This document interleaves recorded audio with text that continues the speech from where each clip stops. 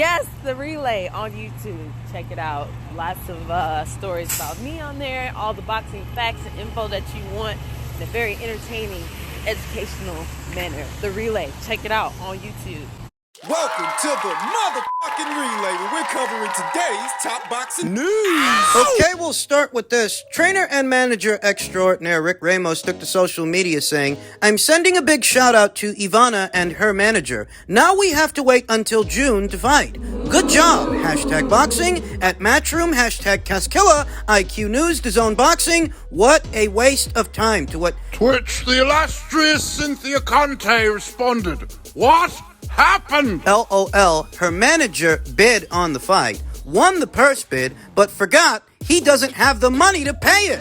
Only in boxing. Indeed. Several weeks ago that news broke that the rights to the fight ended up being defaulted to Matchroom, who placed the second highest bid after Ivana Habazin's team. They didn't have the money. The rights went to Matchroom, and now Matchroom has to try and find a spot for the fight that really isn't a big fight. I'm pretty sure that Jessica and Rick wanted to get out there sooner in the year than all the way out there in June. They wanted to get this over with so they can move on to something bigger. Something better. The fight allows Jessica to kill two birds with one stone. It allows her to get back out there and get herself back in the winner's bracket. After having dropped that lopsided decision to Chantel Cameron down there at 140. It allows her to do that, to rebound off that loss while simultaneously satisfying her mandatory challenger by way of more than just one sanctioning body. It allows her to clear up her schedule. And I like Jessica's chances against Ivana Habazin because Ivana, God bless her, she's no Chantel Cameron. Jessica beats her. If she does.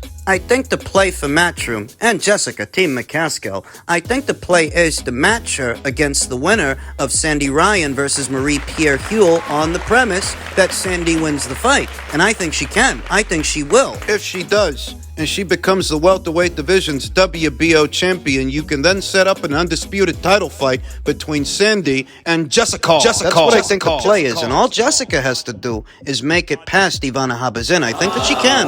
I think that she will. On the other side of that fight is another major fight and another major opportunity, another major payday for Jessica McCaskill. It's either Jessica is going to upset the apple cart for Sandy Ryan, who's a lot greener than she is, or Sandy will have her crossover fight. Her passing of the torch fight opposite the ring, one of the more formidable fighters anywhere at or around these weights the last couple of years. Jessica McCaskill ain't for the faint of heart. You need certain ingredients to beat her. She's tough as old boots. We'll cross that bridge when we get to it. For now, Matchroom's got to find a slot for this thing, and apparently there don't seem to be any vacancies until June. I mean, why else would Matchroom wait that long to put it together? I don't know, maybe all the slots for their existing shows are full. They've got other things in mind for which shows they have already announced, many of which seem to be happening across the pond. Perhaps they want to save McCaskill versus Habazin for the undercard of Dmitry Bivol versus whoever it is he's fighting. Didn't they say something about getting him back out there in June, at or around that time, against an opponent that has yet to be announced? There seems to be a rumor going around that it might be Jaime Munguia that he fights. We know that Oscar De La Hoya volunteered him. Maybe what Matchroom is doing with this fight between Jessica and Ivana is waiting to put it on the undercard of Dimitri's next fight. It's what they did last year with the McCaskill versus Cameron fight. Maybe that's what they're doing this year with this fight. We'll just have to wait and see. In men's heavyweight news, per a tweet from Michael Benson, Deontay Wilder's manager Shelly Finkel, after seeing that Tyson Fury versus Alexander Usyk could be off, stated, "If the Alexander Usyk fight is available, Deontay Wilder will take it in a heartbeat." Yeah, that sounds good. But there seems reason enough to believe that Deontay Wilder's already booked, that he's already spoken for, in spite of what his manager, his longtime manager, is saying publicly. Deontay Wilder, 2 days ago, he posted this image via his social media with a caption that reads, "I have been enjoying my family, life, and all that it brings, but now it's time to return to the ring." There is further indication by way of his Instagram stories that there's a big announcement imminent. We know that Deontay Wilder's name very recently was attached to a potential Francis Ngannou boxing versus MMA crossover fight, what could end up being a 2-fight deal, a proposal that he made himself. Everybody's taking the bait because Shelly Finkel made those statements publicly by way of Sky Sports that Wilder would love to have have an Alexander Usyk fight, but I don't get the sense that's going to be his next fight for more reasons than one. For starters, if Usyk's not fighting Fury, he's got to fight his mandatory challenger, Daniel Dubois. The WBA's continued effort to consolidate all the regular and super titles to have just one champion per division. Daniel Dubois is one of the last remaining WBA regular champions. With that version of the belt, they are attempting to phase out. If Usyk ain't fighting Fury, he's got to fight that guy. Meanwhile, there seem to be widespread rumors and speculation that Andy Ruiz may end up standing in for Alexander Usyk opposite the ring, Tyson Fury. Mostly because Andy Ruiz voluntarily threw his name into the hat by way of social media, and we talked about that in my previous video. Tyson Fury, he doesn't have any mandatories installed at this time, so he's free to voluntarily defend. It could take a voluntary to defend a WBC title. Whereas Usyk doesn't have as much wiggle room. Now that the Fury fight is officially off, according to the Usyk side of things, irrespective of who you want to blame, the WBA's order for him to fight Daniel Dubois won't be far behind. He's not at liberty to fight Deontay voluntarily without forfeiting the WBA title, and I don't think they want to do that. If by some chance Daniel Dubois is unable to compete, unable to fight, unable to comply with the WBA's order, ranked at number 2, the next highest ranked contender behind Daniel would be Martin Bakole, who's set to be making his boxer debut very soon on the undercard of Babic versus Rozensky over there in Poland. He's busy at the moment. Ranked right behind Martin Bakole is the bronze bozo himself, Deontay Wilder. But like I said, it looks a lot like Deontay Wilder and his team have been working on something behind the scenes, that we could be on the eve of his next fight announcement. At 37 or 38 years old, is Deontay Wilder really interested in still fighting for alphabet titles? If that Ngannou situation, which is said to have picked up some steam, if they facilitated that fight,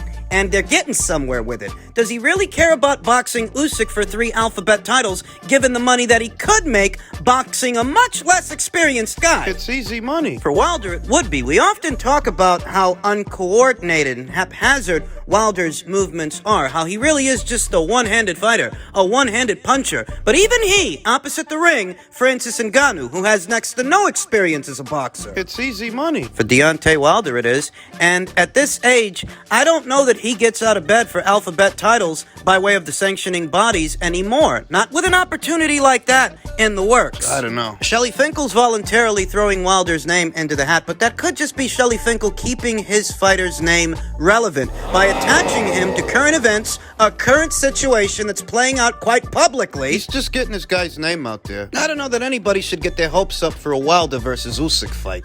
And just a refresher on what's going on for those not already aware, Fury versus Usyk is off as far as the Usyk people are concerned. And at least a part of the reason is that Alexander Usyk wanted a reverse split in the event that he wins the first fight. That Fury gets 70-30 for the first fight, and if Usyk wins, he'll get 70-30 for the second. Whereas Fury wants half the pot. He wants a 50-50 split, even if he loses. On top of that, there seems to have been an issue with Fury honoring Alexander Usyk's request that he donate $1 million to the Ukraine, $1 million out of his own purse. Act in a courtesy of boxing, of global boxing, when I accepted it 70-30. But I accepted it with a condition, certain condition, and I went live on internet, Tyson Fury, no, Greedy Valley, I accept your offer 70-30, but you have to donate £1 million to Ukraine, to people of Ukraine immediately after the fight. And Tyson Fury seemed to hear only first part of this message. I didn't like or didn't want or just didn't hear it at all the second. Sure. So this also was a clause. So there was a bunch of issues that collectively put the critical mass. Frank himself did as much as he could. So he tried hard. And he's still trying. He's very optimistic. He took every single effort to convince us, to convince Tyson, this event takes place on the 29th. But he's limited with the fighter's decision because we promoters are just serving to our clients. Alex Krassyuk had a lot to say. He added that the anticipated purse of Usyk versus Tyson Fury would be 3 to 4 times lower than his previous fight with Anthony Joshua, their rematch in Saudi Arabia. I hear people say Usyk's gonna earn extraordinary money. This is not even close to true. Of course it isn't, because the fight got moved from Saudi over to the United Kingdom because Tyson Fury lowballed him. Tyson Fury doesn't represent the same commercial value, doesn't command the same size audience that Anthony Joshua does. The longer this drags on, he becomes more and more of a social pariah. He was never Anthony Joshua's equal in terms of marquee value. That's the story the numbers tell. Per some more comments from Alexander Krassyuk himself, Tyson Fury is completely overestimated. Look at his last 3 fights. Did he sell 1 million pay-per-view buys at least once? No. No. He never sold it. His numbers were lower than Anthony Joshua's numbers. There has been a conscious effort the last 3 or 4 years since Tyson Fury shared the ring with Deontay Wilder for the first time to make him seem like a bigger draw than he actually is. And a couple of people were fooled by this. But here on this channel, I've maintained the entirety of the time that Tyson Fury is not as big a draw as either he, Bob Arum, Frank Warren, or his cult of followers let on. The first Wilder fight was a nominal success at 325,000 pay-per-view buys. Nominal because the fight didn't cost that much money to put together, but the second fight, which was substantially more expensive than the first, even though it sold 2 times as many pay-per-view buys as the first fight, it was a box office flop.